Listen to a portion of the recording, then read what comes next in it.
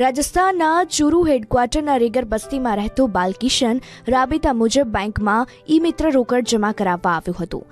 તેણે પૈસા જમા કરાવવા એટીએમ પાસે આવ્યો તો ત્યારે તેની નજર એટીએમ પર રાખેલા બેગ પર પડી.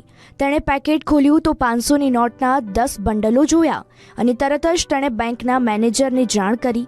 બેંકના મેનેજર પણ શોક થઈ ગયા કે કોઈને 10 લાખ રૂપિયા મળ્યા છતાં તે આ રીતના પરત કરવા આવ્યો. બેંક મેનેજરે તપાસ કરી તો સાચેનમાં એ 10 લાખ રૂપિયા ત્યાં પડ્યા હતા. ત્યારબાદ તેણે તપાસ કરી અને સીસીટીવી ચેક કરતા જાણવા મળ્યું કે આ રકમ વાહિદ અલીએ જમા કરાવી હતી. તે જ સમયે થોડા કલાકો બાદ વાહિદ અલી પણ પૈસા ગુમાવવાને કારણે ગભરાઈ બેંક પહોંચી ગયો. બેંક મેનેજરને જાણ કરી ત્યારે વાહિદ અલીના આધાર અને અન્ય દસ્તાવેજો ચેક કર્યા અને ત્યારબાદ વાહિદ અલીને તેના પૈસા પરત કર્યા.